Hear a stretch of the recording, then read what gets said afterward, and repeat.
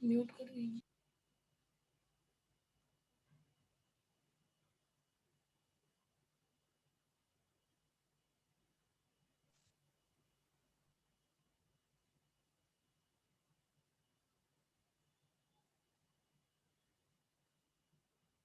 चला आले का सगळे? ठीक आहे, ओके, चालू करूया. माझा आवाज येतो ना? प्रतीक दाईंचा आवाज येतो का माझा?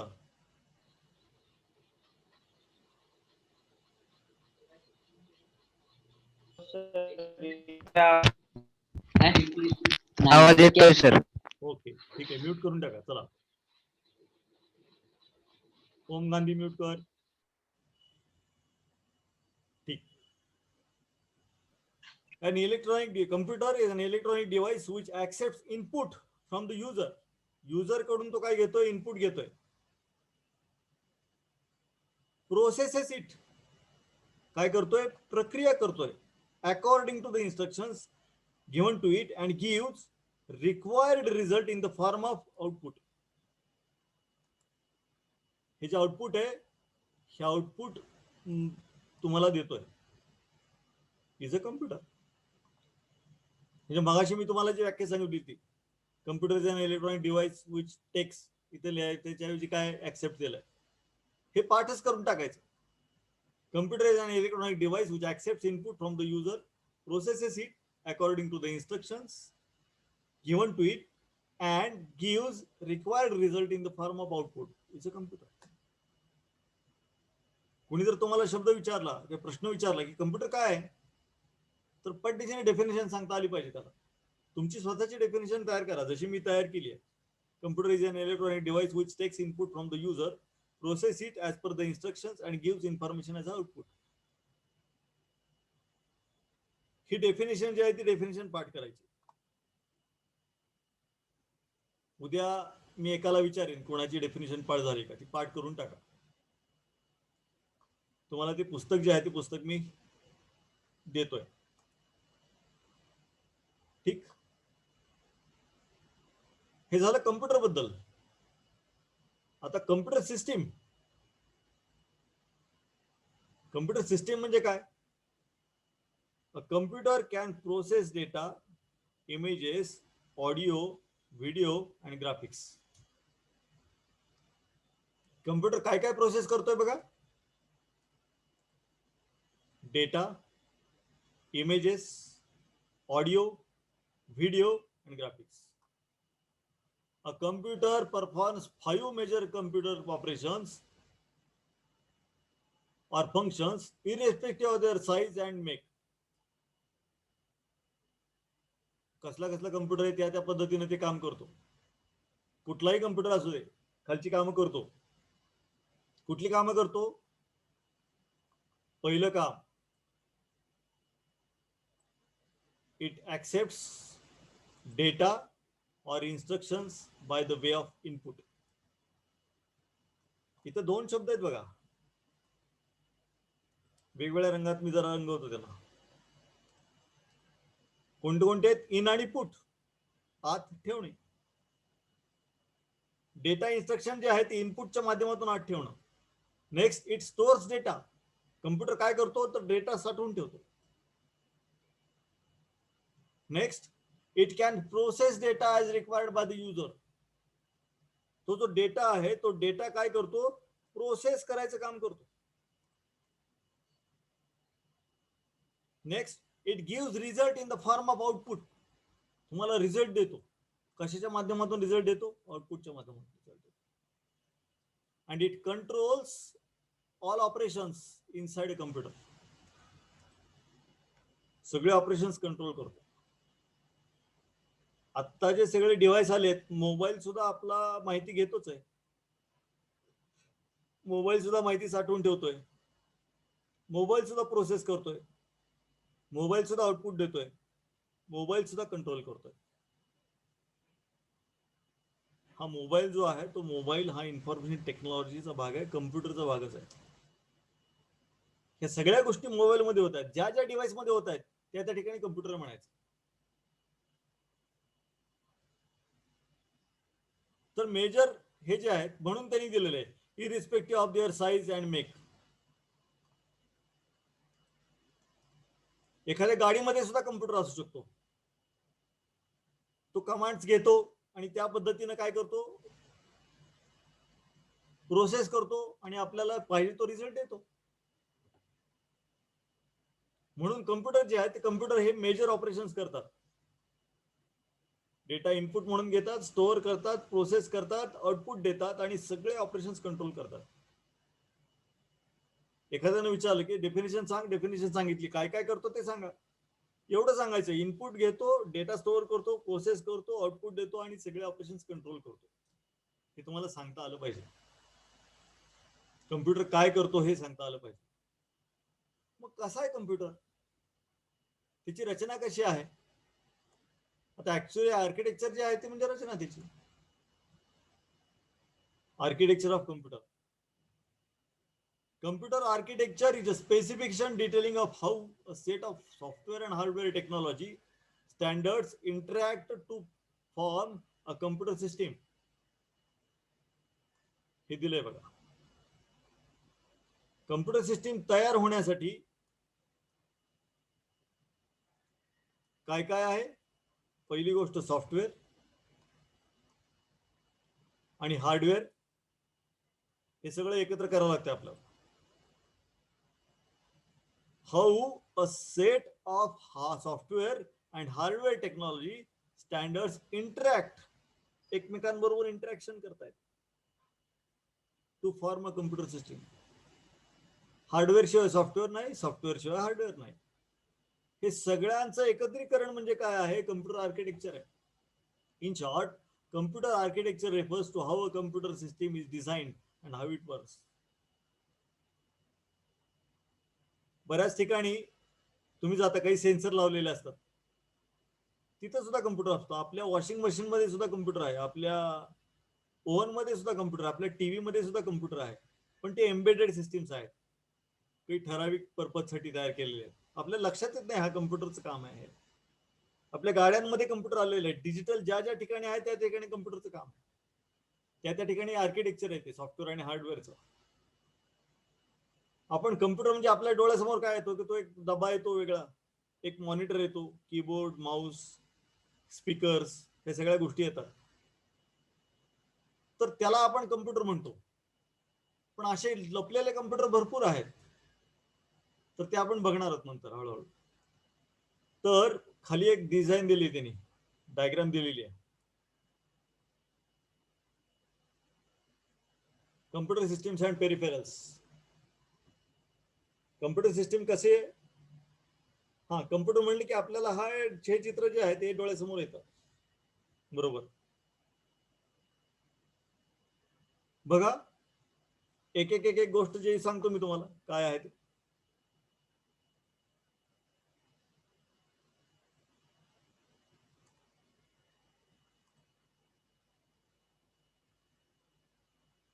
सगळ्यात महत्वाचं हे, त्याचं नाव काय दिलेलं त्यांनी, मॉनिटर. आपण वर्गात मॉनिटर बघितलेलं आहे.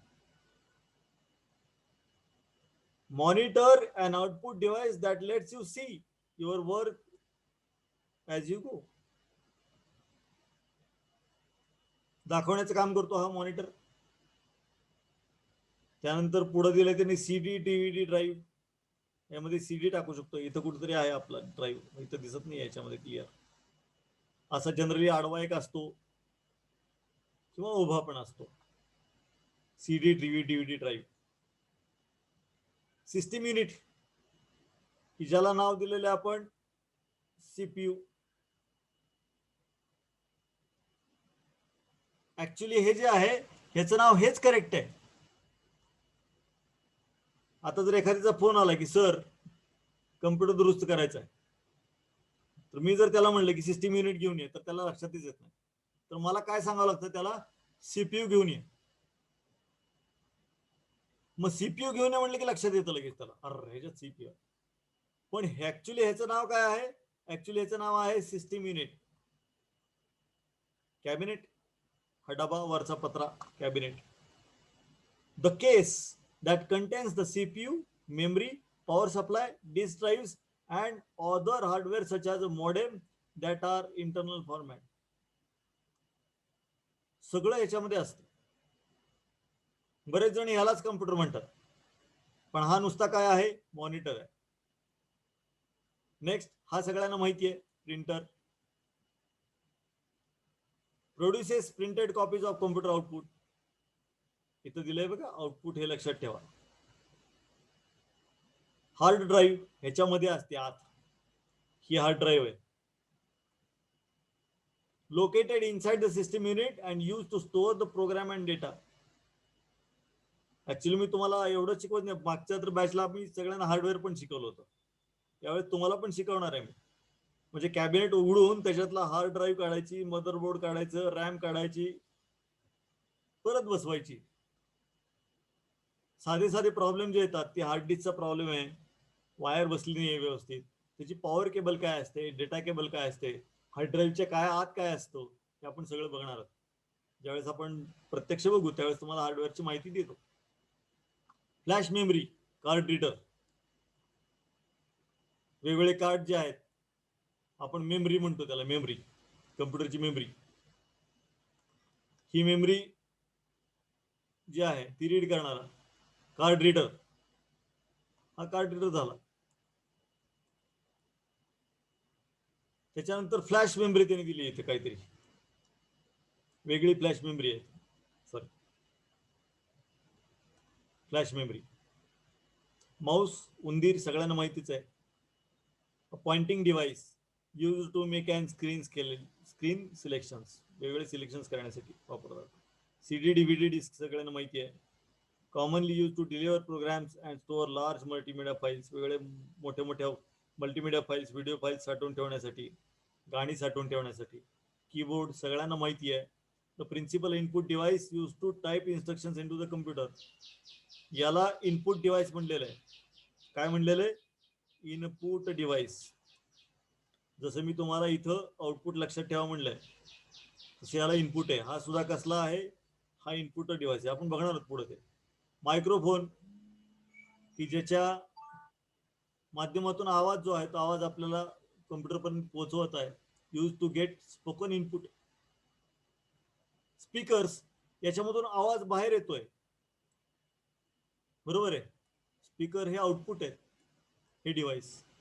तर हे मायक्रोफोन, त्याच्यानंतर स्पीकर्स, हे वेगवेगळे प्रकारचे डिव्हाइसेस आहेत, हे लक्षात ठेवा. तर हा कम्प्युटर बहुतेक सगळ्यांनी बघितलेला आहे, त्याच्यामुळे आपण याच्यात जास्त वेळ घालवणार नाही. पुढे जाऊयात. Every computer system has the following 3 basic components. 3 basic component त्याच्यामध्ये आहेत कम्प्युटरमध्ये. पहिला आहे इनपुट युनिट,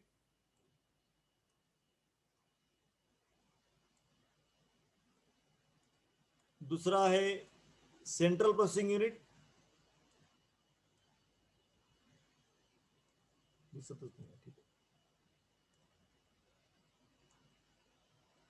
सीपीयू, आणि तिसरा आहे तो आउटपुट युनिट.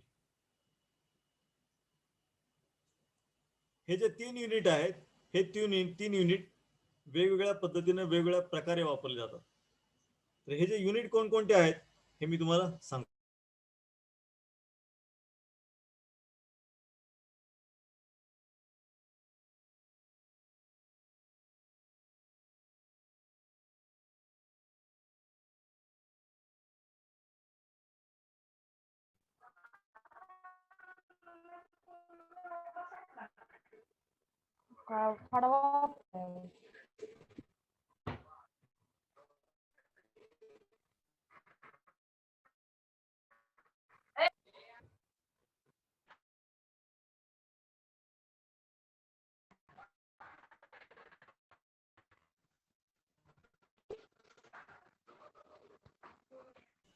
ओके, ठीक आहे. Input unit, central processing unit आणि आउटपुट युनिट, हे 3 वेगवेगळे कॉम्पोनंट्स याच्यामध्ये आहेत. इनपुट युनिट म्हणजे काय बघा, this unit helps users to enter data and commands into a computer system.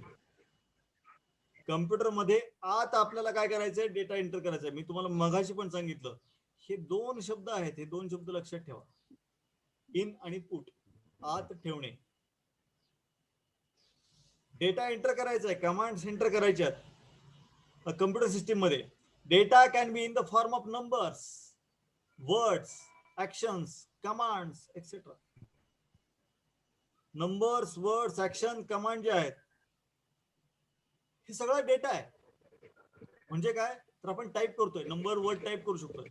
Actions, actions म्हणजे बघा, मोबाईलला नुसता आपण हात दाखवला तरी ते गेशर लक्षात येतं त्याच्या. काल तर आम्ही कारचं हे बघितलं, व्हिडिओ बघत होतो, त्याच्यामध्ये नुसता गोल गोल फिरवलं की त्याचा व्हॉल्यूम जो आहे तो कमी जास्त होत होता. नुसता हात काय करायचंय, फिरवायचा आहे, पण तो डेटा इनपुट होतोय, आत जातोय. काही कमांड्स आहेत, काही व्हॉइस कमांड्स आहेत. आता तर टायपिंग नुसतं बोलून होतंय. बघा, आपण स्पीक करतोय आणि तो काय करतोय, टाईप करतोय, ती कमांड आहे. आपण माहिती आत ठेवतोय. The main function of input devices. Tejaswini Raut mute करा. The main function of input device is to direct commands and data into computer. बघा, हे सगळ्यात महत्वाचं फंक्शन त्याचं आहे. To direct commands and data into computer. Commands, दिलेल्या आज्ञा आणि डेटा, आपण जे काही इनपुट देऊ ते कम्प्युटरमध्ये देणं, हे काम कोणाचं आहे, तर इनपुट डिव्हाइसेसचं आहे. Computer then uses its CPU to process data and produce output. आपण माहिती दिल्यानंतर मग कम्प्युटर त्या सीपीयूच्या सहाय्यानं प्रोसेस करतो आणि मग आपल्याला पाहिजे ते आउटपुट देतो. For example, keyboard is an input device. कीबोर्डच्या सहाय्याने आपण माहिती आत देतो, म्हणून कीबोर्डला इनपुट डिव्हाइस म्हणतात. That enter numbers and characters. Similarly, even a mouse can be an input device. Mouse सुद्धा काय आहे, इनपुट डिव्हाइस आहे.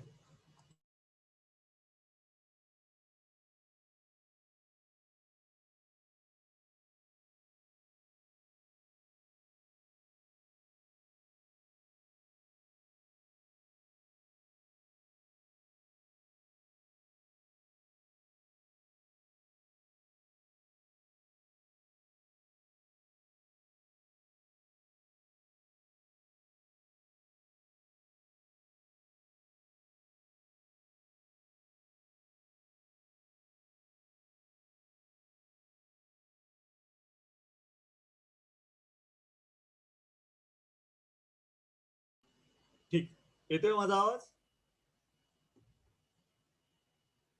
कोणीतरी एकाने सांगा. हो सर, येतोय. Okay. Keyboard is an input device that enters numbers and characters. Similarly, even a mouse can be input device for entering directions and commands. Mouse pointer हलतोय इथं. आता मी बघा काही ड्रॉ करतोय इथं. आता ड्रॉ करतोय म्हणजे काय, तर इन्स्ट्रक्शन देतोय आत. तुम्ही ड्रॉ करू नका कोणी, सगळ्यांचं मला नाही तर मग स्टॉप करावं लागेल सगळंच.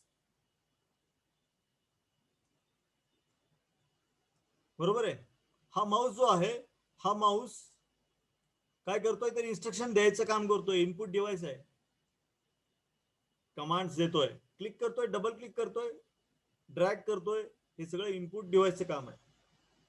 Other examples include barcode reader, magnetic ink. Barcode reader आहे, मॅग्नेटिक इंक आहे. हा बारकोड रीडर तुम्ही आता त्या बाजारमध्ये बघितला असेल. Magnetic ink character reader, MICA reader तर बँकेत असतात.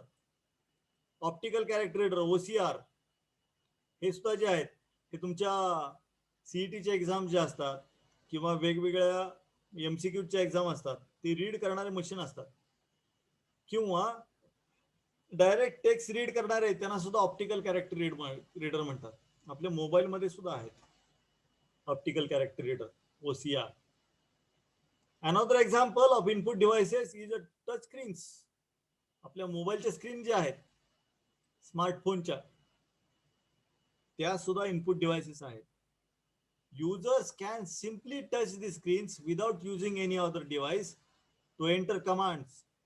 त्याच्यासाठी काही कीबोर्ड वापरावा लागत नाही किंवा काही नाही. डायरेक्ट स्क्रीनला टच करा.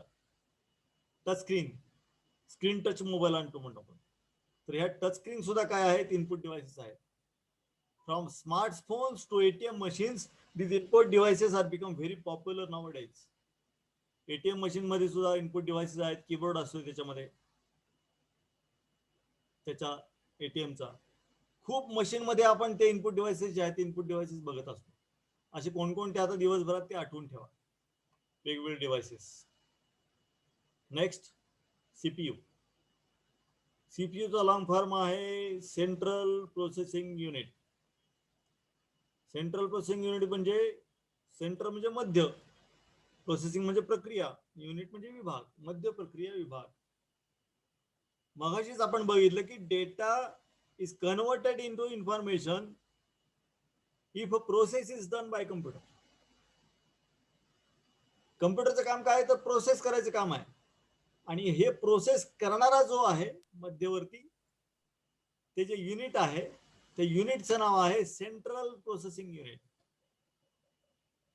त्याचा शॉर्ट फॉर्म आहे CPU. After receiving data and commands from user, a computer system has to process it according to the instructions provided. Data command आल्या की मग ज्या पद्धतीने इन्स्ट्रक्शन दिल्या त्या पद्धतीने प्रोसेस करायचं काम कम्प्युटरला करावं लागतं. Here it has to rely on a component called the central processing unit. आणि CPU नसेल तर अवघडच आहे. मग CPU म्हणजे कम्प्युटरचा मेंदू. प्रोसेसच करणार नाही. आपल्या मेंदूनं ठरवलं की काम करायचं बंद करायचं, काहीच शक्य होणार नाही. तसं CPU सगळ्यात महत्वाचं आहे. कम्प्युटरची किंमत सुद्धा या CPU वर ठरते. हा CPU असतो i3, i5, त्यानंतर i7, हे CPU असतो. Pentium, core two duo, AMD हे सगळे CPU आहेत. मग हा CPU काय असतो, तर त्याचे वेगळे 3 भाग आहेत. The CPU further uses this 3 elements. 3 element जे आहेत, हे 3 एलिमेंट जे आहेत, ते 3 एलिमेंट CPU कडून काय केले जातात, यूज केले जातात.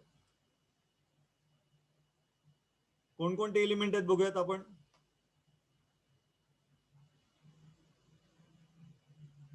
फक्त नाव वाचूयात आणि मग थांबूयात. अरिथमेटिक अँड लॉजिक युनिट हा एक युनिट आहे. त्याच्यानंतर दुसरं युनिट आहे ते कंट्रोल युनिट आहे. आणि तिसरं म्हणजे मेमरी युनिट आहे. हे 3 युनिट जे आहेत ते 3 युनिट कम्प्युटरमध्ये आहेत. इथं पण त्यांनी डायग्राम दिले बघा, इनपुट, आउटपुट, मेमरी आणि हे जे आहेत युनिट, सगळे युनिट दिलेले आहेत. आता हे जे युनिट आहेत हे आपण उद्याच्या तासाला बघणार आहोत. उद्या बरोबर 11:15 वाजता आपला तास सुरू होईल. जे अजून जॉईन झाले नाहीत त्यांनी जॉईन व्हायला सांगायचं. हे सगळे लेक्चर जे आहेत ते सगळे रेकॉर्डेड आहेत. पुन्हा एकदा नंतर तुम्हाला सगळे मी रेकॉर्डिंग झालेले सगळे दाखवेन. IT विषय जो आहे, IT विषयासाठी पुस्तक आहे, ते पुस्तक मार्केटमध्ये अवेलेबल आहे. तर ITचं 11वीचं पुस्तक द्या म्हणलं की ते पुस्तक देतात. सगळ्यांनी पुस्तक घ्या. जसं मी इथं हायलाइट करतोय तसं आपल्या पुस्तकांमध्ये सुद्धा काय करा, अंडरलाईन करून घ्या. आपली परीक्षा जी असते ती परीक्षा MCQ टाईप असते, सगळी पूर्ण थिअरॉटिकल काहीही नसतं. वर्षभरात आपल्याला कुठल्याही प्रकारचा पेन वापरायचा नाहीये. सगळ्या परीक्षा आपल्या ऑनलाईन आहेत. 12वीची परीक्षा सुद्धा आपली काय आहे, ऑनलाईन आहे. त्याच्यामुळं ITच्या विद्यार्थ्यांना पेन वापरणं म्हणजे पाप आहे, हे लक्षात ठेवा. तर पूर्णपणे आपल्याला कुठल्याही प्रकारची आपल्याला वही वेगळी नाहीये, लिहायचं वगैरे काही सुद्धा नाहीये, पूर्ण वर्षभरामध्ये नाहीये. फक्त याच्यामध्ये पुस्तकामध्ये आपल्याला हे सगळ्या जे आहेत ते हायलाइट करून घ्यायचे आहेत सगळ्या. आणि त्याच पद्धतीने आपली परीक्षा असणार आहे. परीक्षेचं स्वरूप जे आहे ते कसं असणार आहे मी तुम्हाला नंतर दाखवेन. 11वीचे पेपर तुम्हाला नंतर दाखवेन हळूहळू. तर आत्ता आपण इथं थांबूयात. हे सेंट्रल प्रोसेसिंग युनिट जे आहे हा भाग आपण उद्या सुरू करूयात, उद्या 11:15ला. आता आपण शेअरिंग स्टॉप केलेलं आहे मी. आता सगळ्यांनी उद्या बरोबर वेळेवर यायचंय. ज्यांना कोणाला काही म्हणायचंय, काही विचारायचंय त्यांनी थांबा, बाकींनी गेलं तरी चालेल. बाय.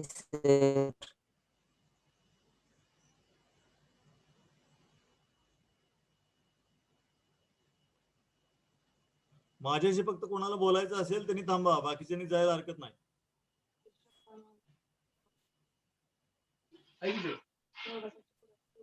श्रीकांत जाधव काय म्हणायचे का?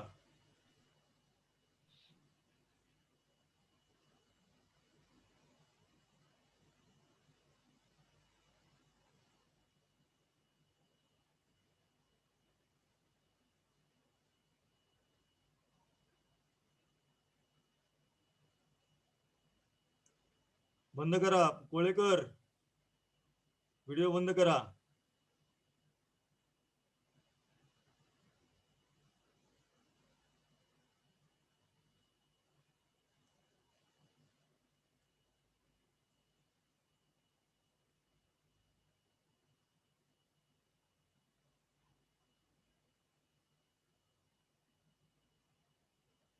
चला लिव्ह करा मीटिंग लवकर पटापट.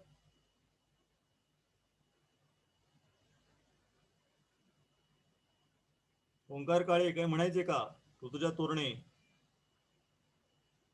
साक्षी पाटील, यशस्विनी राऊत, यशराज, संतोष यादव.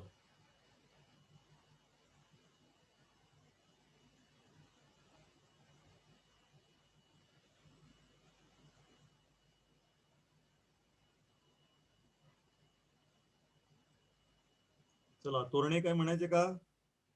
लिव्ह करा मीटिंग.